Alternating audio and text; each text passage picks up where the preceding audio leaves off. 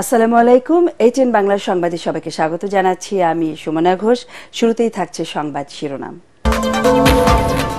ঢাকায় বাংলাদেশ ভারত পররাষ্ট্র সচিব পর্যায়ের বৈঠক চলছে। দ্বিপক্ষীয় নানা ইস্যুতে দীর্ঘ আলোচনা। বুধবার ঢাকা আখাউড়া লং মার্চের ঘোষণা বিএনপির। নারীদের বেগম রোকেয়ার স্বপ্ন বাস্তবায়নের আহ্বান প্রধান উপদেষ্টার। এবার ২১ জন পেলেন বেগম রোকেয়া পদক।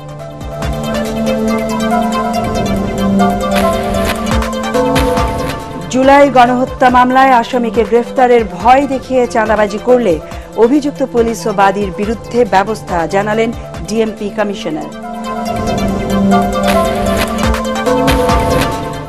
এবং দেশ ছেড়ে পালিয়ে সপরিবারে রাশিয়ায় আশ্রয় নিয়েছেন সিরিয়ার ক্ষমতাচ্যুত প্রেসিডেন্ট বাশার আল আসাদ। দামেস্ক জুড়ে লুটপাট, কারফিউ জারি। শুনছিলেন সংবাদ শিরোনাম। বিস্তারিত সংবাদ। রাষ্ট্রীয় অতিথি ভবন পদ্মায় বাংলাদেশ ভারত সচিব পর্যায়ের বৈঠক চলছে।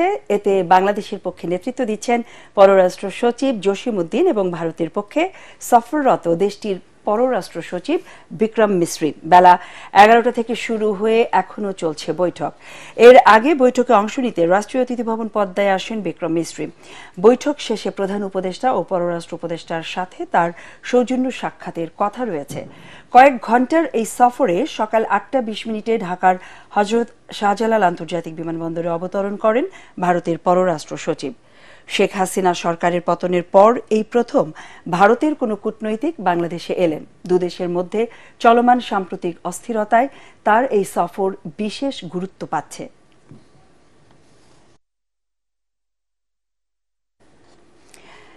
দর্শক, এই মুহূর্তে রাষ্ট্রীয় অতিথি ভবন পদ্মার সামনে রয়েছেন আমাদের সহকর্মী ইমদাদুল্লাহ বাবু। আমরা সবশেষ জানতে তার সাথে সরাসরি যুক্ত হচ্ছি। ইমদাদুল্লাহ বাবু, বৈঠক কি এখনো চলছে কিনা এবং বৈঠকের বিষয়বস্তু সম্পর্কে ঠিক কি জানতে পেরেছেন এখনো পর্যন্ত?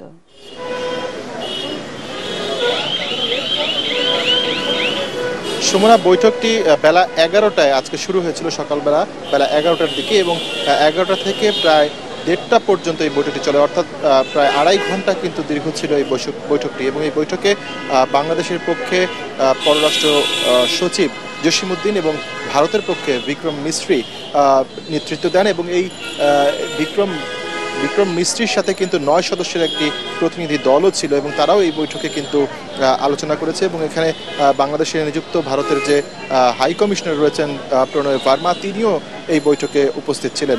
বৈঠকটি এখন শেষ হয়েছে আমরা যতটুকু খবর পেয়েছি, এবং এরপরে কিন্তু নির্ধারিত একটি খাবারের যে আয়োজন ছিল সেটি চলছে।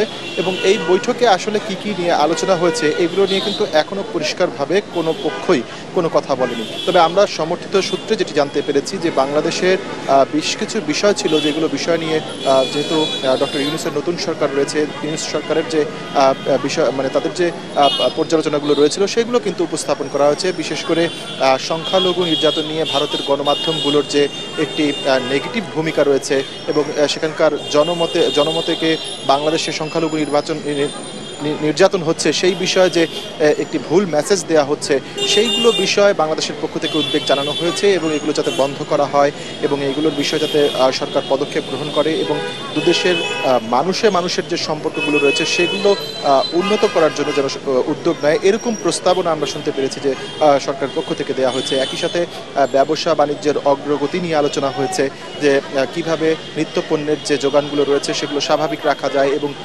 এক্ষেত্রে লেনদেনের যে বিষয়গুলো রয়েছে সেগুলো ভারতীয় রুপিতে কিভাবে করা যায়, এ ধরনের কথাবার্তাও কিন্তু আমরা বিভিন্ন সূত্র থেকে শুনতে পাচ্ছি।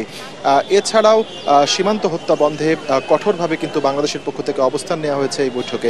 যেহেতু এটি এফএসও অর্থাৎ ফরেন সেক্রেটারি পররাষ্ট্র সচিব পর্যায়ের বৈঠক, এখানে কিন্তু রাষ্ট্রীয়ভাবে বেশ কিছু পদক্ষেপ বা বেশ কিছু যে বিষয়গুলো রয়েছে এবং সিদ্ধান্ত রয়েছে সেগুলো কিন্তু বিষয়ে আলোচনা হয় এবং এই আলোচনার বিষয়বস্তুগুলো কিন্তু সরকার প্রধানদেরকে জানানো হয়। সেক্ষেত্রে এই বৈঠকটি অনেক গুরুত্বপূর্ণ এমনটি বলছেন বিশ্লেষকরা। তারা বলছেন যে এই বৈঠকেই কিন্তু বোঝা যাবে যে খানিক যে তিক্ততা তৈরি হয়েছে বিক্রম মিশ্রির এই সফরের মাধ্যমে, সেই তিক্ততায় সুমিষ্ট হবে কিনা এই বিষয়টি কিন্তু অনেকটাই নির্ভর করছে এই বৈঠকের মাধ্যমে। সুতরাং গুরুত্ব সহকারে এই বৈঠকটিকে পর্যালোচনা করছেন সবাই, কিন্তু এখন পর্যন্ত আনুষ্ঠানিকভাবে বৈঠকের মূল বিষয়গুলো আমরা কিছুই জানতে পারিনি।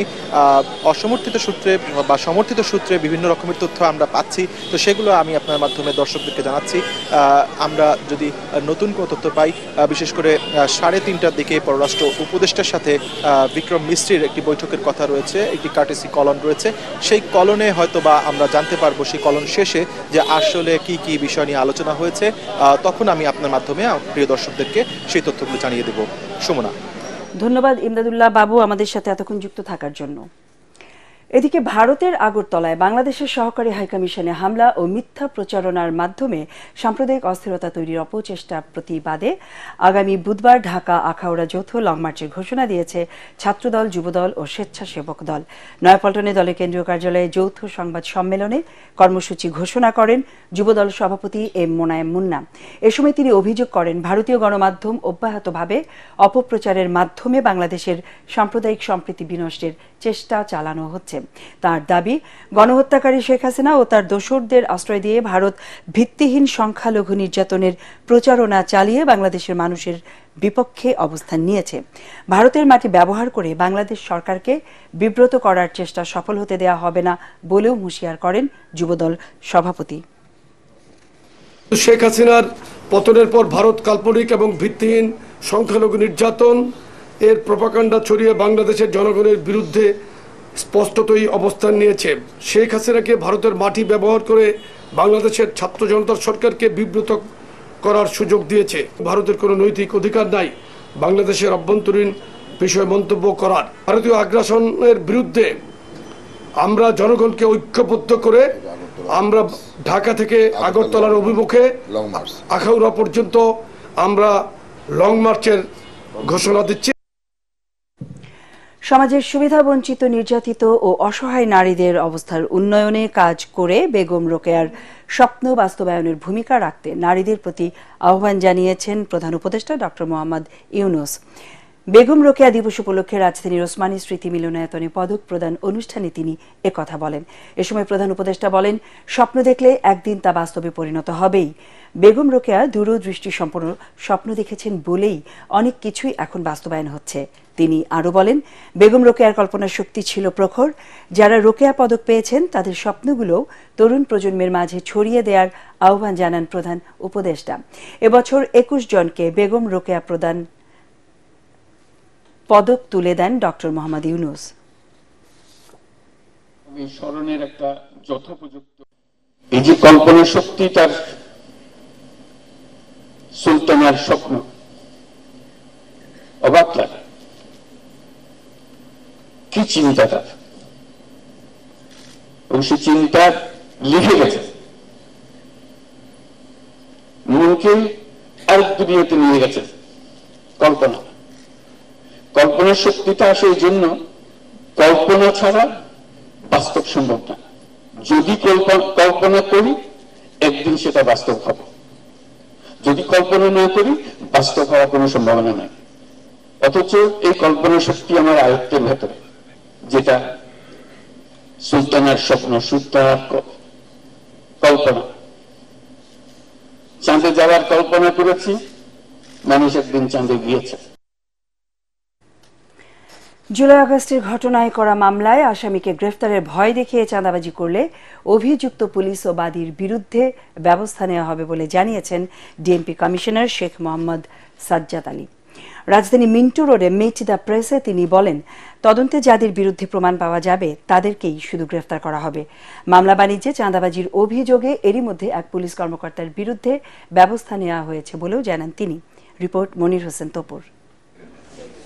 ঢাকা মেট্রোপলিটন পুলিশের ৩৮তম কমিশনার শেখ মোহাম্মদ সাজ্জাদ আলী দায়িত্ব নেয়ার পর প্রথম সংবাদ সম্মেলন। শুরুতেই জুলাই আগস্ট বিপ্লবের সময় পুলিশের অপেশাদার আচরণের জন্য ক্ষমা চান তিনি। 5 আগস্টের পর পুলিশ অনেকটা নিষ্ক্রিয় হয়ে পড়েছিল। সবার সহযোগিতায় পুনরায় সক্রিয় করা হচ্ছে বলে জানান তিনি। এই দেশ স্বাধীন হওয়ার পরেও তো এরকম যারা পাকিস্তান পিরিয়ডে চাকরিতে ছিল, ডিউরিং লিবারেশন পিরিয়ডে চাকরি ছিল, সবার চাকরিতে খাওয়া হয় নাই। তো এইরূপ যে 80 থেকে 90,000 লোক রিক্রুটেড হয়েছে, আমরা তো মানবিক কারণেই তাদেরকে তো আমরা গ্রহণ করতে পারি না। তবে যারা দুষ্টু, যারা পেশাদারিত্বের বাইরে যে নানা ধরনের কর্মে লিপ্ত হয়েছিল, তাদের বিরুদ্ধে তাদের অনেকে পালায়ে গেছে এবং তাদের অনেকের বিরুদ্ধেই আমরা ব্যবস্থা নিচ্ছি। জুলাই আগস্টের মামলায় কাউকে হয়রানি, নির্যাতন কিংবা ভয় দেখিয়ে চাঁদাবাজির চেষ্টা করলে কাউকে ছাড় দেওয়া হবে না বলে সতর্ক করেন নয়া কমিশনার। দেখা যাচ্ছে যে এই লোকগুলা এই ঘটনায় জড়িত ছিল না, তাদের ভিতরে হয়তো গুটি কয়েক লোক, ইনভেস্টিগেশন ছাড়া সঠিকভাবে বলাও যাবে না, গুটি কয়েক লোক জড়িত ছিল। এখন বাস্তবে যেটা ঘটছে সেটা হলো যে ওই মামলার বাদী এই সকল আসামির কাছে যে টাকা চাচ্ছে। আমার কাছে রিপোর্ট আসতেছে আমার লোকেরাও আবার এই যে আসামি 200 তাদের থেকে নানা ধরনের বখরা আদায়ের চেষ্টা করতেছে। উভয়ের বিরুদ্ধে ব্যবস্থা, এবং আপনারা খবর নেন, একজনের বিরুদ্ধে অলরেডি আমি ব্যবস্থা নিছি। মহানগরীতে ছিনতাইয়ের ঘটনা অহরহ ঘটছে স্বীকার করে সাজ্জাদ আলী বলেন, তা প্রতিরোধে ডিবি ও থানা পুলিশকে নির্দেশ দেওয়া হয়েছে। আপনারা চাঁদা দিবেন না, যারা চাঁদা নিতে আসে তারা কি করে আমরা দেখতে চাই, আমরা সক্রিয় আছি। এদিকে সড়কে শৃঙ্খলা ফেরাতে অনিয়মকারীদের বিরুদ্ধে মামলার পরিমাণ দ্বিগুণ করা হয়েছে। বিগত সরকার অনুমতি দেয় মহানগরীতে অটোরিকশার পরিমাণ বেড়েছে বলে জানান ডিএমপি কমিশনার। মহান বিজয়ের মাসে গুরুত্বপূর্ণ 3টি দিবসকে কেন্দ্র করে নিরাপত্তা জোরদার করা হচ্ছে বলে জানান তিনি। মনির হোসেন তপু, এটিএন বাংলা, ঢাকা। অন্তর্বর্তী সরকারের প্রধান উপদেষ্টা ডক্টর মোহাম্মদ ইউনূসের সাথে সাক্ষাৎ করেছেন ইউরোপীয় ইউনিয়নের 27টি দেশের রাষ্ট্রদূত। দুপুর 12টার দিকে তেজগাঁও কার্যালয়ে তাদের এই বৈঠক হয়। বৈঠক শেষে ইউরোপের সাথে বাংলাদেশের সম্পর্ক উন্নয়ন সহ বিভিন্ন ইস্যুতে কথা বলেন প্রধান উপদেষ্টা। Election process and all the reforms of election are done, will be ready for election. But all the reforms may not be done yet. So I'll ask the question to the nation, whether you'll wait for further reforms or you'll go ahead and have the election. Just up to you to choose. This is the choice I will give you. But they want the date. I said, I can't give you the date now. I can only say that this is the process which is going on. So this is the direction we are going. We can come up with some kind of announcement this month, how the process will go and where we expect these to end, this kind of thing. এবারে সন্ধানী life insurance আন্তর্জাতিক সংবাদ।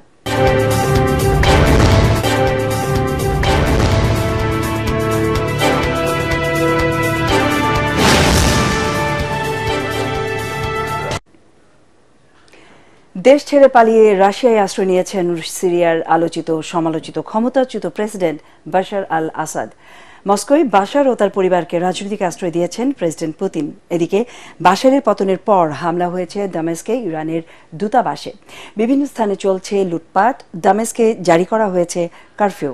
সিরিয়ার প্রধানমন্ত্রী মোহাম্মদ আল জালালি জানিয়েছেন, অন্তর্বর্তী সময়ে কিভাবে দেশ চলবে সে বিষয়ে এইচটিএস বিদ্রোহী নেতা জোলানির সাথে আজ বৈঠক করবেন তিনি। আরও জানাচ্ছেন আশিকুর রহমান। বিদ্রোহী যোদ্ধাদের ঝড়ো অভিযানের মাত্র 12 দিনের মাথায় পতন হয়েছে মধ্যপ্রাচ্যের দেশ সিরিয়ার 2 যুগের বেশি সময়ের শাসক বাশার আল আসাদের। তীব্র বিদ্রোহের মাঝে স্থানীয় সময় শনিবার দেশ ছাড়েন তিনি। এর মধ্য দিয়ে সিরিয়ার আসাদ পরিবারের 53 বছরের শাসনের অবসান হয়। সরকার পতনের পর বাশারের অবস্থান নিয়ে ধোঁয়াশা শুরু হয়। তাকে বহনকারী বিমান রাডার থেকে অদৃশ্য হয়ে যায়। তাৎক্ষণিকভাবে কেউ এ বিষয়ে আনুষ্ঠানিকভাবে কিছু জানাতে পারেনি। রোববার দিবাগত রাত 12টার দিকে বার্তা সংস্থা রয়টার্স জানায়, পরিবারের সদস্যদের নিয়ে বাশার মস্কোয় পৌঁছেছেন। সেখানে তাদের রাজনৈতিক আশ্রয় দিয়েছেন রুশ প্রেসিডেন্ট পুতিন।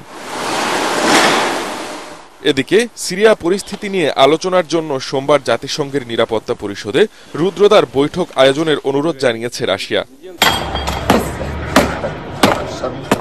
বাশারের পতনের পর রাজধানী দামেস্ক সহ অনেক স্থানে বাশারের বাবা হাফিজ আল আসাদের ভাস্কর্য ভেঙে ফেলা হয়েছে। হামলা হয়েছে দামেস্কে ইরানের দূতাবাসে। প্রেসিডেন্টের কার্যালয়ে লুটপাট করা হয়েছে। এই পরিস্থিতিতে দামেস্কে কারফিউ জারি করেন বিদ্রোহীরা। প্রধানমন্ত্রী মোহাম্মদ আল জালালি সামাজিক যোগাযোগ মাধ্যমে দেওয়া এক ভিডিও বার্তায় বলেন, জনগণের বেছে নেওয়া যে কোনো নেতৃত্বকে সহায়তা করতে তিনি প্রস্তুত।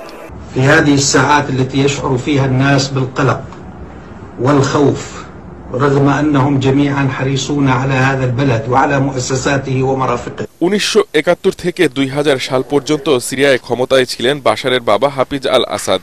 বাবার মৃত্যুর পর ক্ষমতার মসনদে বসেন বাশার। প্রথমে সংস্কারের পথ ধরে এগুলোও পরে বাবার মতোই কৃতিত্ববাদী শাসকে পরিণত হন। মানবাধিকার লঙ্ঘন, বিরোধীদের কঠোর নিপীড়ন সহ নানা অভিযোগ আছে তার বিরুদ্ধে। আশিকুর রহমান, এটিএন বাংলা। দুদক ও বিচার বিভাগ আওয়ামী লীগের দাসে পরিণত হয়েছিল বলে মন্তব্য করেছেন আইন উপদেষ্টা ডক্টর আসিফ নজরুল। সকালে রাজধানীর ইনস্টিটিউশন অফ ডিপ্লোমা ইঞ্জিনিয়ার্স মিলনায়তনে আলোচনা সভায় তিনি একথা বলেন। টিআইবির নির্বাহী পরিচালক ডক্টর ইফতেখারুজ্জামান দুদককে আমলাতন্ত্র, দুর্নীতি ও রাজনৈতিক প্রভাব মুক্ত করার পরামর্শ দেন।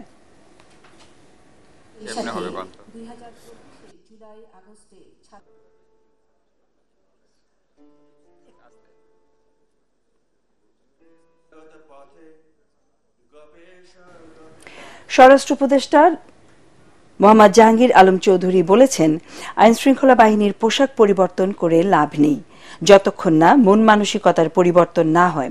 সিভিল ড্রেসে কাউকে গ্রেফতার করা যাবে না বলে জানান তিনি। নিরপরাধ কেউ যেন শাস্তি না পায় সে বিষয়ে সতর্ক করেন উপদেষ্টা। খুলনা জেলা শিল্পকলা একাডেমি অডিটোরিয়ামে আইনশৃঙ্খলা রক্ষাকারী বাহিনীর সদস্যদের সাথে মত বিনিময়কালে তিনি এসব কথা বলেন। আমাদের বড় সমস্যা হলো ঘুষ। এই ঘুষটা যদি সমাজ থেকে উঠায় দেওয়া যেত তবে আমাদের সমস্যা অনেক সমাধান হয়ে যেত। সমাজের বড় পরিবর্তন আসতে হবে হলে যে ঘুষ, চাঁদাবাজি এগুলি যদি বন্ধ করতে পারেন, ঘুষ চাঁদাবাজি যদি বন্ধ না করতে পারেন সমাজের কোনো পরিবর্তন হবে না। এবারে আল আরাফা ইসলামী ব্যাংক অর্থ সংবাদ।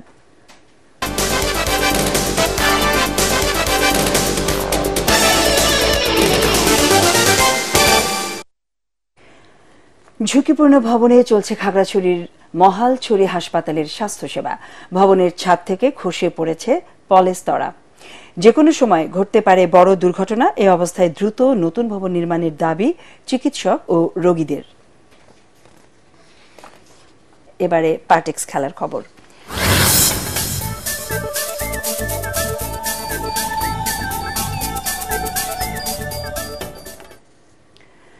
সিলেটে তৃতীয় টি-20তে বাংলাদেশকে 4 উইকেটে হারিয়ে হোয়াইট ওয়াশ করেছে আয়ারল্যান্ড নারী ক্রিকেট দল। সিলেট স্টেডিয়ামে টসে হেরে ব্যাটিংয়ে নেমে 33 রানে প্রথম উইকেট হারায় স্বাগতিকরা। দ্বিতীয় উইকেটে 71 রানের জুটি গড়ে বড় সংগ্রহের ভিত পায় টাইগ্রেসরা, কিন্তু পরবর্তী ব্যাটাররা তা কাজে লাগাতে পারেননি। তাতে 7 উইকেটে 123 রান তোলে জ্যোতির দল। 45 রান করেন সোভানা মোস্তারি। জবাবে শেষ ওভার পর্যন্ত লড়াই চালিয়ে যায় বাংলাদেশ। তবে লরা ডিলানির 31 বলে অপরাজিত 36 রানের ইনিংসে 1 বল হাতে রেখে জয় নিশ্চিত করে আয়ারল্যান্ড।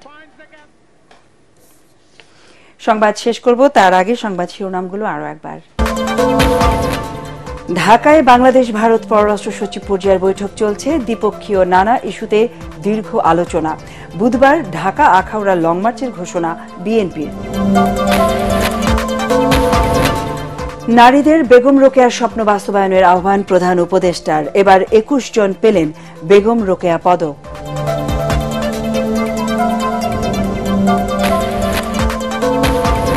জুলাই গণহত্যা মামলায় আসামিকে গ্রেফতারের ভয় দেখিয়ে চাঁদাবাজি করলে অভিযুক্ত পুলিশ ও বাদীর বিরুদ্ধে ব্যবস্থা জানালেন ডিএমপি কমিশনার। এবং দেশ ছেড়ে পালিয়ে সপরিবারে রাশিয়ায় আশ্রয় নিয়েছেন সিরিয়ার ক্ষমতাচ্যুত প্রেসিডেন্ট বাশার আল আসাদ। দামেস্ক জুড়ে লুটপাট, কারফিউ জারি।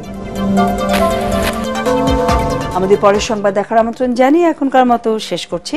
এটিএন বাংলা সংবাদ ইউটিউবে দেখতে ব্রাউজ করুন youtube/ATN Bangla News। ধন্যবাদ।